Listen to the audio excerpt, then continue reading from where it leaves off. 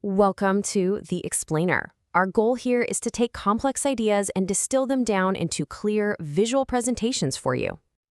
So let me ask you a question. What do you think is the true root of all the conflict in the world? Is it society, bad laws, or maybe something deeper inside of us?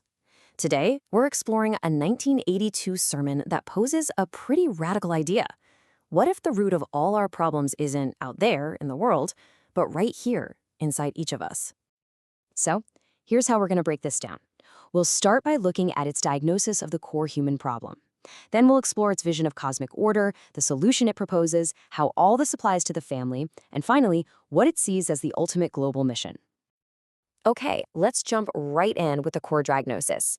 The sermon argues that the fundamental issue facing all of humanity isn't external. It's not about the system, it's internal. The focus isn't on changing the world, but on changing the self. And here is the central claim, that a self-centered perspective, what the text calls a stained eye, is the single focal point of all the world's problems. I mean, everything from personal unhappiness all the way up to global conflict, it's all traced back to this one source. Now, this self-centeredness isn't considered our natural state, not at all. It's traced back to a really pivotal event known as the fall. And this sermon presents the fall as a real historical moment that created a deep internal conflict, a war, really, between our mind and our body. And this image, well, it really captures that core struggle perfectly. You've got our original mind, which is naturally built to think about the good of the whole, but it's in a constant battle with our body, which the sermon says was conditioned by the fall to only focus on itself. This creates what's called a state of reversed order inside every single person. So you might be wondering, how does this internal conflict scale up to affect the whole world? Well, according to the source, this individual disorder, this self-centered I, directly leads to a world that's just fundamentally out of balance, a world operating under what it calls an improper order.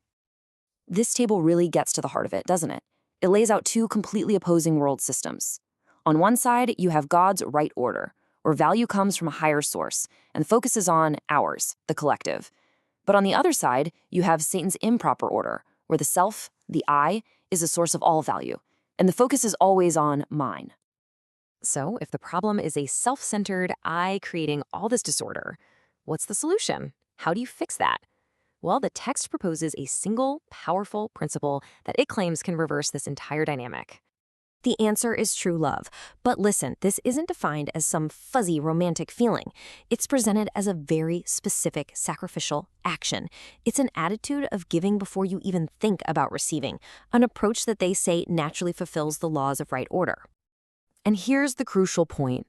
This form of love doesn't break the rules. It transcends them.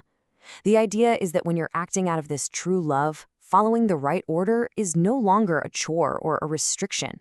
It becomes a totally natural and effortless expression of that love. So, where does this all get put into practice?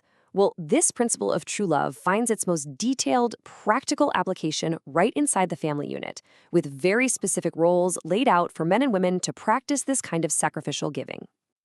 The sermon uses a really powerful metaphor to describe the woman's role. It portrays her love not as some small, shallow well, but as a deep, vast pool.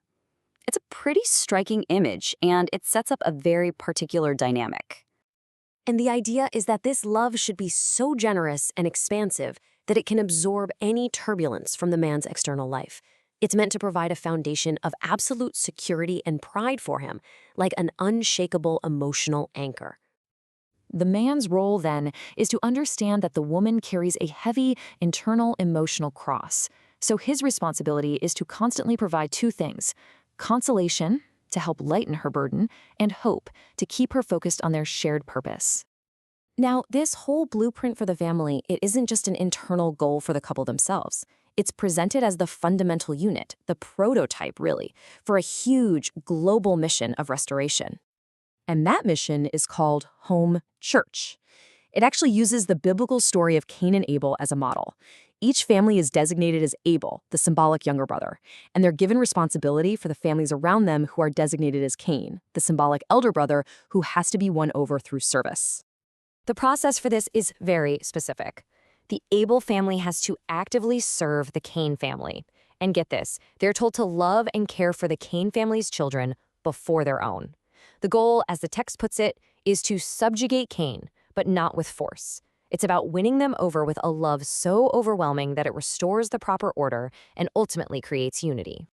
When you boil it all down, this entire framework comes down to a fundamental choice, and it leaves us with this final, really provocative question. Should we demand the world bend to our will, or should we try to align ourselves with a pre-existing cosmic order? And that's where this text argues true change really begins.